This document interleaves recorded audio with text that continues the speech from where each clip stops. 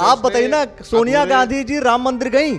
नहीं, अधूरे। राहुल गांधी जी राम मंदिर गए? अधूरे मंदिर में कौन जाता है? अधूरा मंदिर? जब पूरा स्ट्रक्चर बन जाएगा। पूरा देश जा रहा है राम मंदिर में और आप कह रहे अधूरा मंदिर? नहीं, अब भी हम नहीं कह रहे हैं, वो ट्रस्ट बता रहा है। आप जाकर के दर्शन नहीं कर सकते क्या? देख के आप जाकर के रामलला का दर्शन नहीं कर सकते? तो पहले भी हो रहे थे। 22 जनवरी को आप नहीं गए। 22 जनवरी को आपको लगता था कि बीजेपी का कार्यक्रम है, तो आप जो है 26 जनवरी को जाते, आप 30 जनवरी को जाते, आप 1 फरवरी को जाते, आप 10 फरवरी को जाते, 19 फरवरी हो गया, अभी तक नहीं गए और आप कह रहे हैं कि हम जो है राम मंदिर के पक्ष में हैं, जो हुआ सो हुआ, अच्छा हुआ। अभी 2024 के चुनाव में जैसे 5 स्टेट बीजेपी के इलेक्शन के सामने 5 स्टेट के इलेक्शन हुए, 3 बीजेपी जीतती है, 1 आप जीतते हैं। नहीं, अब मान लो वहाँ इंक्लूसिव डेवलपलमेंट वाले लोग कम रह गए। ये बहुत ही कमाल की बात है कि अगर बीजेपी को वोट मिल जा रहा है तो साहब आप लोग ठीक वोट नहीं कर रहे हो, आप गलत कर रहे हो, और आपको वोट मिल जाए तो बढ़िया है। नहीं, बिल्कुल है। कहाँ है ये? अगर अंग्रेजों के समय में कांग्रेस के लोग ये कहते कि हम भी अंग्रेजों के साथ हैं, हम भी अंग्रेजों की दलाली कर लेंगे, तो आज देश आजाद थोड़ी हो रहा था। आप कह रहे हैं कांग्रेस ने आजादी दिलाई है। कांग्रेस की स्थापना किसने की थी? किसने की, आप बताओ। किसने की थी? एवो ह्यूम्स कौन था? ह्यूम ने की है, कौन था? ने की। कौन था? नहीं, जब कौन था? एक अंग्रेज को हटाने के लिए जो है एक अंग्रेज स्थापना करेगा। फिर मैं अपना जवाब दे दूंगा। वो बीजेपी के नेताओं से या बीजेपी के पदाधिकारियों से पूछता हूं मैं, जब भी मिल जाएगा। बीजेपी के पदाधिकारियों से पूछता हूं मैं, कौन लड़ेगा पूछता हूं मैं आपसे पूछ रहा हूं कि आपकी तरफ से लड़ेगा कौन, ये बता दीजिए आप। नहीं, हमारी तरफ से जो लड़ेगा हमें मालूम है। नहीं, लेकिन आप तो कौन है? आप तो कह रहे हैं स्थानीय लड़ना चाहिए, तो हरीश रावत जी नहीं लड़ेंगे, इसका मतलब? हम तो ये कह रहे हैं कि बीजेपी, अगर आप कह रहे हैं स्थानीय लड़ना चाहिए, इसका मतलब क्या हरीश रावत जी नहीं लड़ेंगे चुनाव? नहीं, हमारे कांग्रेस में सब स्थानीय है। 2024 का लोकसभा चुनाव और इस चुनाव को लेकर के हर जगह तैयारियां अलग अलग पार्टियों की शुरू हो चुकी है। कांग्रेस पार्टी की जो तैयारी है वो अपनी तैयारी चल रही है, लेकिन उत्तराखंड के 5 लोकसभा सीटों पर कांग्रेस पार्टी क्या सोच रही है, क्या कुछ कर रही है, ये कांग्रेस पार्टी के ही अगर हम पदाधिकारी से बात करें तो बेहतर है। और वो पदाधिकारी ओबीसी मोर्चा के आशीष सैनी जी, आपका और 5 लोकसभा सीटों में, मतलब ये सवाल मैं डायरेक्ट सबसे ही करता हूं, कितनी सीटों की संभावना है आपकी? जो सरकार की परफॉर्मेंस है और एंटी इनकम्बेंसी की जो स्थिति है, और जिस तरीके से हम लोगों ने तैयारी की है, और विशेष रूप से कांग्रेस की तैयारी केवल ये है कि मुद्दों पर बात करें, मुद्दों पर राजनीति करें, तो हमें पूरा विश्वास है कि 2009 की स्थिति हम पुनः रिपीट करने की स्थिति में होंगे। नहीं, 2009 की स्थिति रिपीट कर सकते हैं, ये बात सिर्फ और सिर्फ स्टेटमेंट है या कोई आधार भी है उसका? नहीं, इसका आधार है 2019 का चुनाव भारतीय जनता पार्टी ने केवल पुलवामा हमले पर सिंपैथी लेने के लिए जीता था। उस वक्त भी मुद्दों पर राजनीति नहीं हुई और बीजेपी हमेशा मुद्दों से भागती रही है। 2022 के चुनाव को भी भाजपा ने एक झूठे मुद्दे पर, नहीं, 22 का चुनाव आप शायद विधानसभा चुनाव की बात कर रहे हैं। ये तो कांग्रेस की गलती हुई जिससे कांग्रेस हारी है। कांग्रेस के बड़े लीडर्स ने ये बात कही है। नहीं, बीजेपी ने जिस मुद्दे को उठाया वो मुद्दा कहीं था ही नहीं। कौन सा मुद्दा? उन्होंने जिस तरह से मुस्लिम यूनिवर्सिटी के बयान को और धार्मिक ध्रुवीकरण को आधार बनाया, हाँ, यही उनके। नहीं, हरीश रावत जी से जब बात हुई, हरीश रावत जी ने भी बात कहा कि भाई जुमले ये गलत स्टेटमेंट उठाया, लेकिन वो भी कहीं ना कहीं मानते हैं कि भाई अंदरूनी जो समस्या है वो समस्या ही सबसे बड़ी समस्या है कांग्रेस की। नहीं, अंदरूनी समस्याएं हर दल में हो सकती हैं, लेकिन आपकी दिखती है वो मतदान को प्रभावित नहीं करती। क्यों नहीं करती? नहीं करती। क्या मतदान अगर मुद्दे भाई अंदरूनी मुद्दे अगर खराब होते हैं, अंदरूनी चीजें अगर बाहर निकल करके आती हैं तो टिकट डिस्ट्रीब्यूशन गलत हो जाता है। टिकट डिस्ट्रीब्यूशन गलत हो जाता है तो आपके वोट परसेंटेज में आपको डिफरेंस आ जाता है, वोट्स आपको सही नहीं मिलते। नहीं, टिकट डिस्ट्रीब्यूशन को एक आधार मानना एक अलग विषय है। हाँ। लेकिन मेरा जो कहना है कि जो मुद्दों के आधार पर राजनीतिक बात करना, जैसे इसका स्पष्ट रूप से मैं मैसेज देता हूँ आपको कि क्या है कि बीजेपी की जो सरकार है, हाँ, वो अपने किए हुए काम पे वोट मांगे। कांग्रेस की सरकार क्योंकि विपक्ष में है, कांग्रेस पार्टी विपक्ष में है, तो कांग्रेस अपने पूर्ववर्ती जो सरकार है उनके काम के नाम पर और अपने वर्तमान घोषणा पत्र के नाम पर वोट मांगे।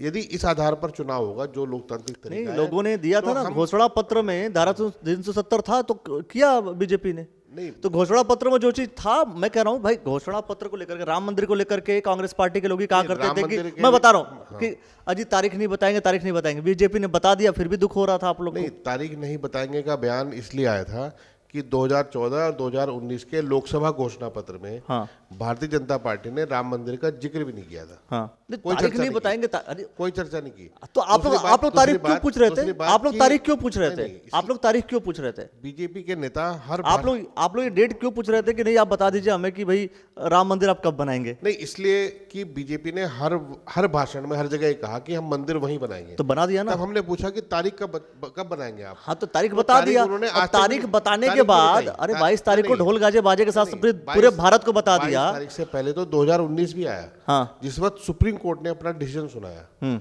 सुप्रीम कोर्ट के निर्णय के अनुसार ही इन्होंने तारीख रखी लोकसभा चुनाव से पहले का समय। अभी मंदिर का जो स्ट्रक्चर था उसमें हमारे जो शंकराचार्य हैं या बहुत से धर्मगुरु जो है उन्होंने आपत्ति भी की। नहीं, मैं आपको बता रहा हूं, इन्होंने जो तारीख थी ये इन्होंने अपने घोषणा पत्र में नहीं बताई। ये बहुत बारीक चीज है जो लोग समझेंगे इस चीज को कि राम मंदिर निर्माण में ट्रिपल तलाक पे काम किया। एक ही मुद्दे पे आ जाओ। बताइए। हाँ राम मंदिर निर्माण में मैं बिल्कुल ओपन फोरम पे बोल रहा हूँ, भारतीय जनता पार्टी, नरेंद्र मोदी और उनके मंत्रियों, विधायकों, सांसदों का 1% भी कोई योगदान नहीं है। माननीय सुप्रीम कोर्ट का निर्णय था, पूरे देश के सभी वर्गों ने इसे स्वीकार किया और इस पर अपनी सहमति दी और बहुत शांतिपूर्वक ढंग से काम शुरू हो गया।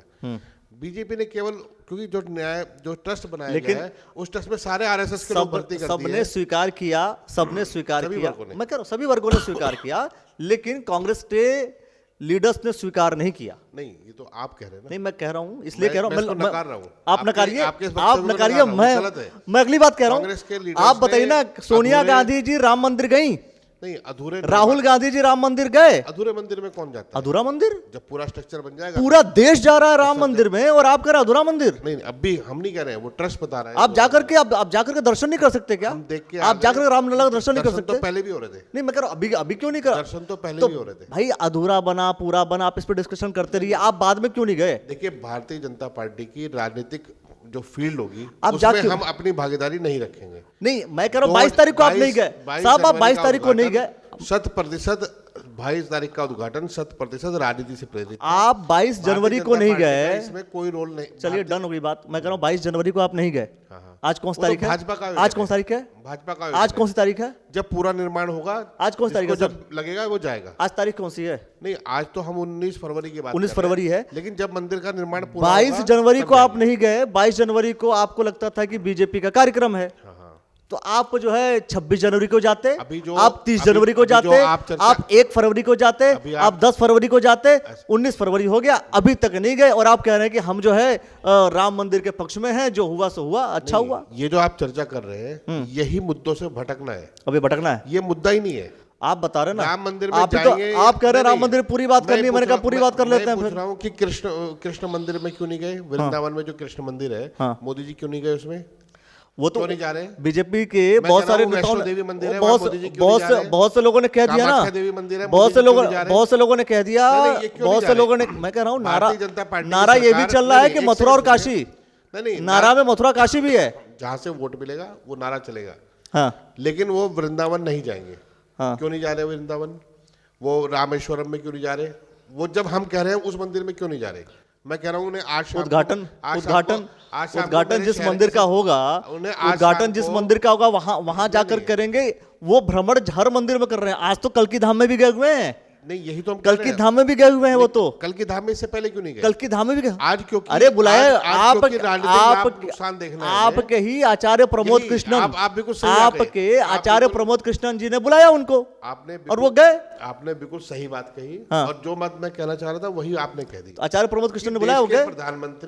देश के प्रधानमंत्री मणिपुर नहीं जा रहे, वो बेरोजगारों से मिलने नहीं जा रहे, किसानों से मिलने नहीं जा रहे। कभी कल की धाम जाएंगे, कभी कहीं और जाएंगे, जहां से उन्हें राजनीतिक लाभ मिलेगा, धार्मिक ध्रुवीकरण करने का मौका मिलेगा।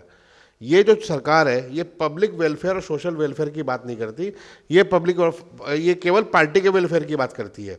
इसीलिए हम कहते हैं कि मुद्दों पे बात हो।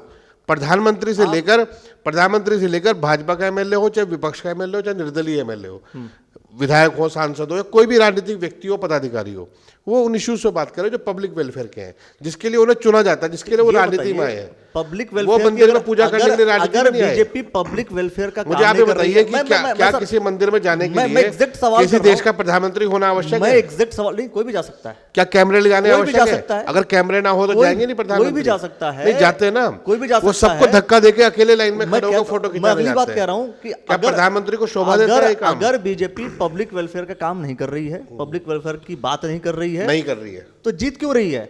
मैं वही बता रहा हूँ ना, जीतने का कारण केवल और केवल और केवल सिर्फ धार्मिक ध्रुवीकरण है, मतलब लोग धर्म से और जुड़े हुए हैं। जुमलेबाजी है, इसके अलावा मतलब कुछ लोग नहीं है। धर्म से जुड़े हुए हैं और बीजेपी जिस धर्म की बात कर रही है उस धर्म के लोग बीजेपी ज्यादा देखिए, पसंद मैं कर रहे हैं। आपको बता दूं, नहीं बताइए ना ये मुझे। केवल 35% लोग हैं हाँ। जो इस तरह के बिना जुमलेबाजी पर वोट कर रहे हैं। मतलब जिस देश दिन एक के सामने जनादेश को आप ठुकरा देंगे। बिल्कुल ठुकराएंगे, क्यों? इसलिए कैसे ठुकरा देंगे आप? इसलिए ठुकराएंगे। जब आपको वोट मिलेगा तो ठीक है, दूसरे को वोट यदि मिलेगा तो देश गलत का है। नागरिक अपने नागरिक होने की जिम्मेदारी निभाने के बजाय किसी पार्टी का अंधभक्त बन के रह जाए तो हम तो उनसे दूर से ही हाथ जोड़ लेंगे कि हाँ, लेकिन देश के जो सोचने वाले लोग हैं, जो देश में सबकी आप समावेशी, देश नहीं, के अब मैं आपको एक वोटर्स शर्त से बोल रहा हूं। हाथ जोड़ लेंगे कि हमें वोट नहीं चाहिए, नहीं, इसलिए तो वोट नहीं मिल रहा है। उनसे तो हाथ जोड़ लेंगे इसलिए तो वोट जिन्हें नहीं दे रहे देश की हो। कोई चिंता नहीं है, जिन्हें महंगाई भी पसंद है, जिन्हें बेरोजगारी पसंद है, जिन्हें अब चीन घुसता है भारत में तो वो आंखें मूंद लेते हैं। तो ऐसे लोग तो कम से कम देश में, ठीक है, वो अपना जीवन जी रहे हैं अपनी खुशी से, लेकिन वो देश के हित में कहीं नहीं है।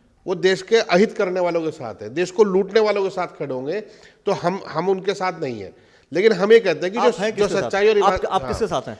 हम उनके साथ हैं जो देश के हित में सोच सकते हैं। नहीं, किसके साथ? और जब मतदान करते हैं, एग्जैक्ट डेटा हम बताइए कि नहीं, हम बिल्कुल, इनके साथ हैं, बता दीजिए। मैं बता रहा हूँ, जो व्यक्ति देश आप राम में, मंदिर के पक्ष में नहीं है, नहीं, राम वो सब मंदिर चलेगा। छोड़ दो आप कृष्ण मंदिर के पक्ष में नहीं है, हम तो चलेगा, किसी सब कुछ भी- चलेगा। मैं कह रहा हूँ कि आप किसके पक्ष में, ये बता दीजिए आप। हम किसी मंदिर की पक्ष और विपक्ष की बात नहीं कर रहे, हम ये कह रहे हैं कि जो व्यक्ति मुद्दों पे बात करेगा, जो लोगों के वेलफेयर कौन के से लिए, मुद्दे? कौन से मुद्दे? अब सीधा बताइए। मैं आपको बताता हूँ, समावेशी विकास एक इशू बोला मैंने। हाँ। समावेशी विकास मतलब जिस ऐसे डेवलपमेंट जिसमें सब इंक्लूड हो, इंक्लूसिव डेवलपमेंट की जो बात करता तो हो सकता वो है। मतदाता भी हमारे साथ है, वो नेता भी हमारे साथ है, और वहां पे हम जीतते भी है।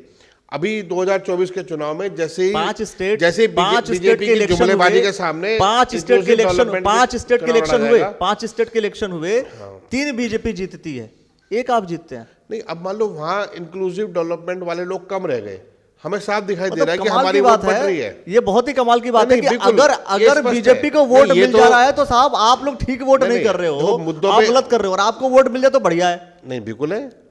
हम अगर हमारी पार्टी ने कहा कि हम इंक्लूसिव डेवलपमेंट की बात करेंगे, मतलब ये तो कि हमारे साथ जनता जो के वोटर आ जनादेश रहा को है, स्वीकार नहीं, जो मतदाता सबके हित की बात करते हुए मतदान करेगा और सबका हित सोचेगा, तो सबका हित वो का मतलब मतदाता सोच ही रहा हमारे होगा साथ ना, आ तभी रहा तो वोट कर रहा है वो। मतदाता हमारे साथ आएगा और वो मतदाता बहुमत में है, बटेगा नहीं। अब इस 2024 के चुनाव में नहीं बटेगा, एक साथ मतदान करेंगे और एक एक जगहों पे एक एक को हराया जाएगा, एक के सामने एक कैंडिडेट होगा, वहां हराया जाएगा।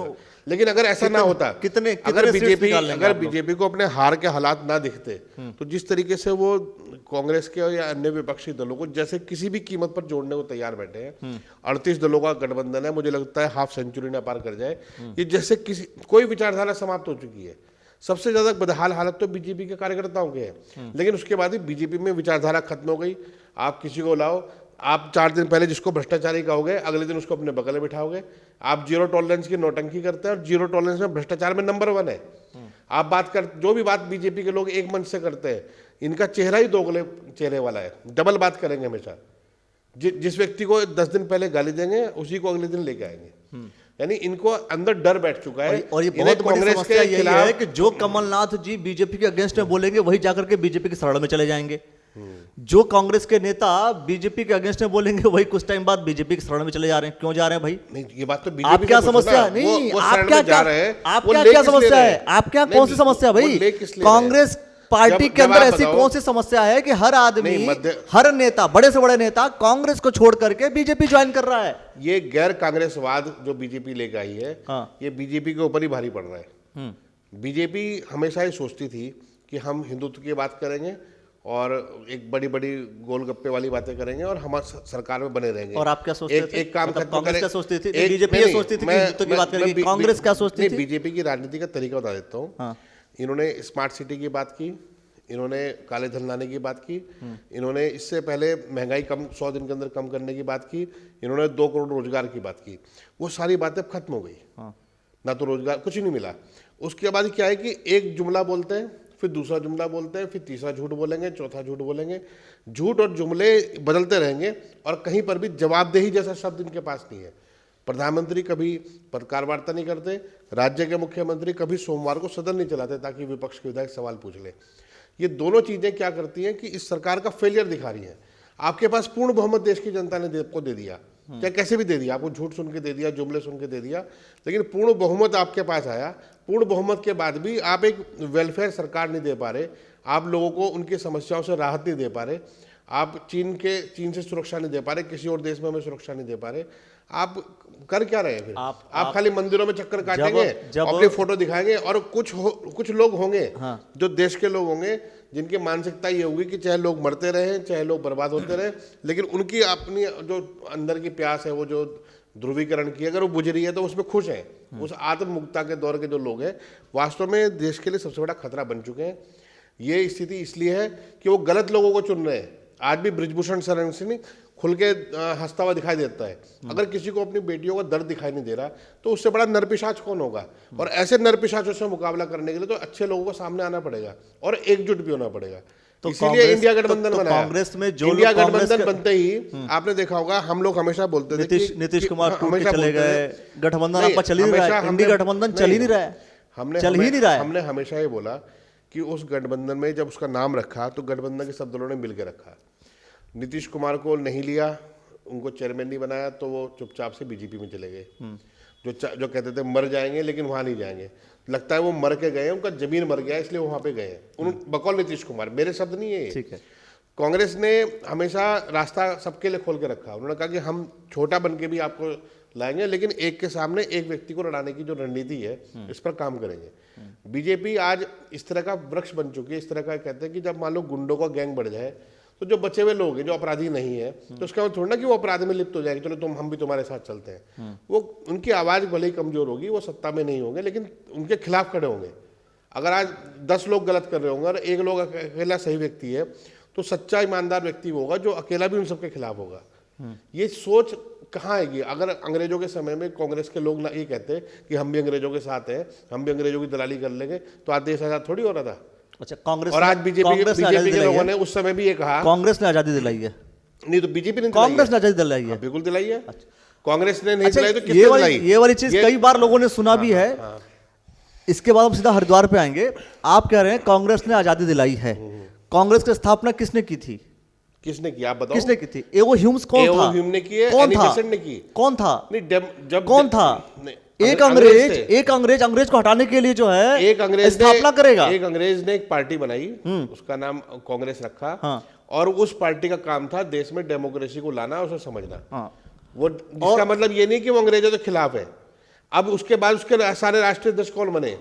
कोई नहीं बने, सब अलग अलग लोग बने, भारत के लोग बने। अच्छा, तो वो लोग बने जिन्होंने देश को आजाद कराने के लिए आंदोलन में लाठी जिस गाइडलाइन को लेकर के, जिस बायलॉज को लेकर के संगठन बना होगा, उसी बायलॉज पे तो कांग्रेस ने काम किया होगा। बायलॉज में ऐसी कौन सी चीज है जो देश नहीं, मैं वही तो कह रहा हूँ कि जब भाई मैं बना रहा हूँ अगर कोई बायलॉज, तो मैं अपने हित में बनाऊंगा, आप बायलॉज बनाएंगे अपने हित में बनाएंगे, आप कोई संगठन बनाएंगे अपना उसके पर्टिकुलर हित में बनाएंगे। ये आप कह रहे हैं कि एओ ह्यूम से ने कांग्रेस बनाई और बनाने के बाद जो है वो क्या बोलते हैं, अंग्रेजों के खिलाफ लड़े। नहीं, हमने कब कहा कि एओ ह्यूम लड़े? कांग्रेस की स्थापना देश में डेमोक्रेसी लाने के लिए हुई।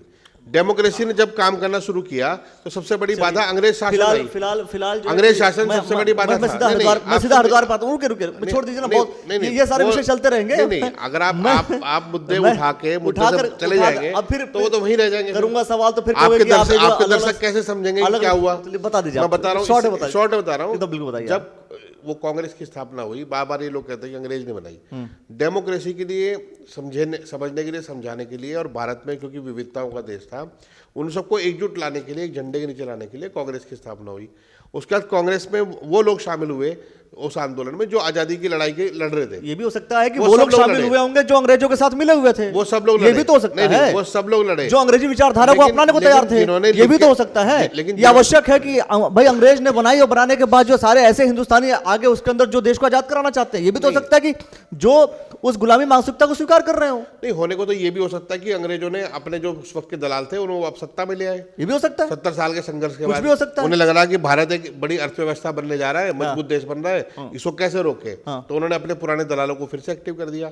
ये भी हो सकता है। ये भी हो सकता है। तो यही हो सकता ये भी हो सकता है। मैं कह रहा हूँ ये यही भी हो रहा है। 70 सालों तक, ये- 50-60 सालों तक आपने राज किया। आपको अगर जनता ने अस्वीकार कर दिया तो आप कह रहे हो जनता गलत है। और जब नहीं, तक नहीं। जनता आपको चुनती रही तब तक जनता सही थी। नहीं, मैं कह रहा हूँ कि जो सबके विकास की बात अरे नहीं मैं कर रहा है, जो सबके विकास हम की उस बात छोड़िए, तो मतदाताओं आप से- कह रहे हैं बीजेपी को जो मतदाताओं से वोट हाथ कर, जोड़ आप रहे कह रहे हैं जो बीजेपी को वोट कर रहा है गलत कर रहा है। नहीं नहीं बिल्कुल आप जो- ये साफ साफ तौर पर बोल रहे हैं कि भाई बीजेपी जो बीजेपी को वोट कर रहा है गलत कैसे मैं कर रहा है भाई? आपको दोबारा से समझा दूं, कोई भी व्यक्ति, समझदार व्यक्ति, देश प्रेमी व्यक्ति किसी भी दल को वोट दे सकता है। हाँ। वो चाहे बीजेपी को दे, चाहे कांग्रेस को दे, चाहे सपा बसपा को दे, या किसी पार्टी किसी को को दे वोट दे, सकता है। नोटा का बटन दबाए, समझदार व्यक्ति कहीं भी जा कुछ भी कर सकता है।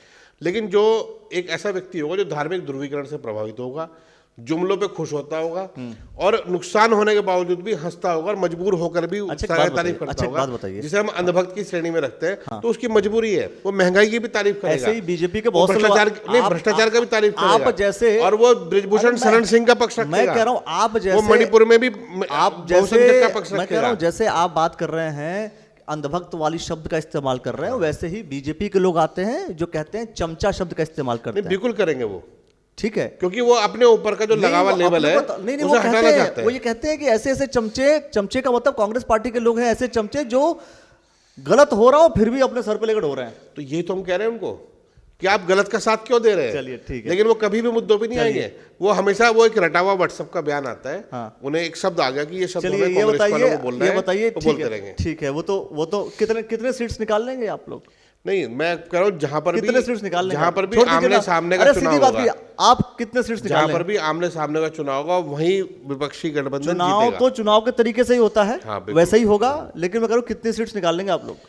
नहीं, हम लोग, हमारा जो अनुमान है, हमारा जो गठबंधन है पूर्ण बहुमत लेके आएगा। पूर्ण बहुमत? ये पूर्ण बहुमत का मतलब कितनी सीट्स निकाल लेंगे आप लोग? पूर्ण बहुमत का मतलब पूर्ण बहुमत ही है। गठबंधन तो 50% आपका टूट रहा है। से अधिक गठबंधन सीटें- तो गठबंधन ही नहीं हो पा रहा ढंग से।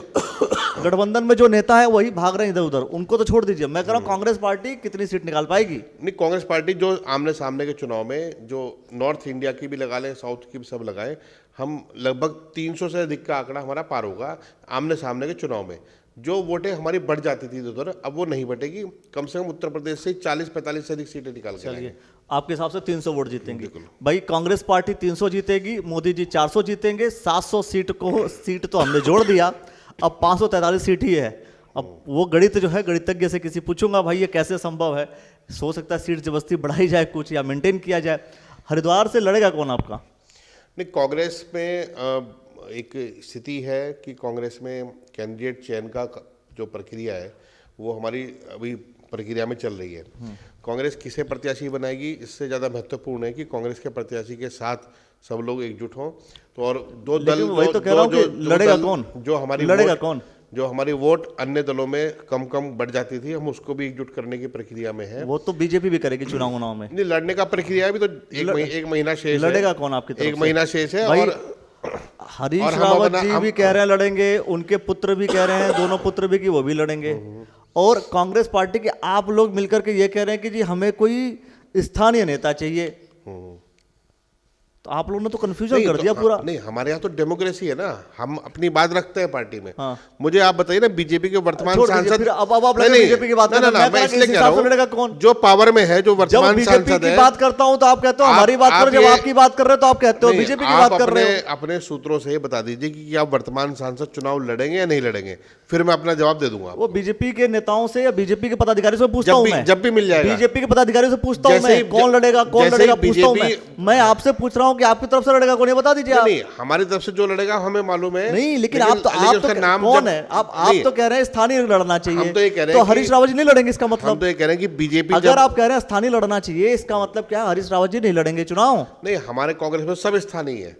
कोई प्रॉब्लम नहीं है। हमारे स्थानीय तो का, हमारी स्थानीय की परिभाषा अलग है। आप 17-18 लोग खड़े होकर के जो बोल रहे थे, नहीं, फिर जरूरत ही क्या थी ये सारी बातें बोलने की? आप बोल देते स्थानीय का मतलब ये है कि भाई कोई कहीं से आके लड़ा ले चुनाव। स्थानीय का मतलब है कि हमारे स्थानीय लोगों के साथ जो खड़ा हो मुद्दों पे। हरीश रावत जी स्थानीय है कि नहीं है? हरिद्वार बिल्कुल स्थानीय है, कुछ सांसद रहे यहाँ पर, क्यों नहीं स्थानीय? अगर हरीश रावत जी चुनाव मतलब लड़ सकते हैं, मजबूत कैंडिडेट हैं, बिल्कुल मजबूत है, वो तो डेफिनेटली मजबूत है। लेकिन अगर हरीश रावत जी भी अगर किसी को कहेंगे कि नहीं मैं नहीं लड़ रहा हूँ, मैं इसको लड़ाऊंगा, और पार्टी नहीं, वो कह तो रहे हैं आप मेरे बेटे को लड़ा दो। नहीं, उन्होंने भी कहीं कहा नहीं है। कहा है? नहीं कहा है, उन्होंने कहीं नहीं कहा। उन्होंने कहा कि मेरे बात कहीं नहीं कही गई है, ये केवल चर्चा के स्तर तक है। कांग्रेस पार्टी में, उनके पुत्र भी कह रहे हैं कि कांग्रेस पार्टी में जो कैंडिडेट होता है वो हाथ का पंजा होता है। बीजेपी के अंदर भी वो कमल के फूल पर ही चुनाव लड़ते हैं। इसलिए हमारी लड़ाई भी हाथ के पंजे और कमल के फूल के बीच में है। हम कैंडिडेट के कौन होगा कैसे होगा इससे फर्क नहीं करेंगे। निश्चित रूप से एक के सामने एक लड़के इनको तानाशाहों को हराया जाएगा। ऐसी स्थिति दिखती है हरिद्वार में? बिल्कुल डेफिनेटली दिखेगी। हम हराएंगे इनको इस बार हरिद्वार में हराएंगे। जब हम इतनी सीटों पर हरा सकते हैं, आज कहाँ रह गई बीजेपी? कहाँ रह गई बीजेपी? आप ये सवाल करते हैं कहाँ रह गई कांग्रेस? बीजेपी हरिद्वार में कहाँ? मैं कहता रहा हूँ 5 सीटों मैं कह रहा हूँ में अगर हरिद्वार में होती तो जो मेडिकल कॉलेज भगवानपुर में बन रहा है वो शायद बन जाता। हरिद्वार में होती तो जिस तरीके से यहाँ पर मतलब बीजेपी के द्वारा अपराधियों को मेडिकल कॉलेज जो भगवानपुर में बनना था, अच्छा सवाल किया। अंकिता भंडारी के हत्यारों को भगवानपुर में जो मेडिकल कॉलेज बनना था, कौन बनाने वाला था? वो हमारी सरकार में बनना शुरू हुआ, तो बनाया उन्होंने कैंसिल क्यों किया? बजट क्यों रोक रखा है? क्योंकि बजट है ही नहीं इनके पास, क्योंकि इन्हें पब्लिक डेवलपमेंट का कोई काम इन्हें करना ही नहीं है। रोक के रखेंगे, होल्ड करेंगे ताकि कांग्रेस को उसका श्रेय न मिले। इतनी अगर निचले स्तर तक की राजनीति करने के बावजूद भी, आप पूर्ण बहुमत होने के बावजूद भी, केंद्र में डबल इंजन की सरकार होने के बाद आपने तीसरा एक इंजन और लगा दिया, आपने जिला पंचायत का इधर उधर से सब लोगों को इकट्ठा करके अपना जबरदस्ती आपने बना लिया। उसके बावजूद भी आप अगर परफॉर्मेंस से फेल है तो भाई आपको क्या चाहिए आखिर? मतलब चांद तारे भी तोड़ लाए, सूरज भी लाके आपको दे दिया, फिर भी आप कह रहे हैं कि हमारी कोई सुन नहीं रहा है, हमारी देखना ये होगा कि वास्तव में टिकट किसे होता है भैया, सबसे बड़ी बात। और दूसरी बात, आपके हिसाब से क्या लगता है कि बीजेपी भारी है या कांग्रेस की संभावना है कि कांग्रेस हरिद्वार जिले से सीट निकाल सकती है? अगर कांग्रेस निकाल सकती है तो किस चेहरे पे ज़्यादा विश्वास जो है जनता का होगा, ये अपने आप में सवाल है। इस सवालों का जवाब आप कमेंट सेक्शन के माध्यम से ज़रूर दे दीजिए। आपने जो समय दिया इसके लिए बहुत बहुत धन्यवाद आपका। Thank you.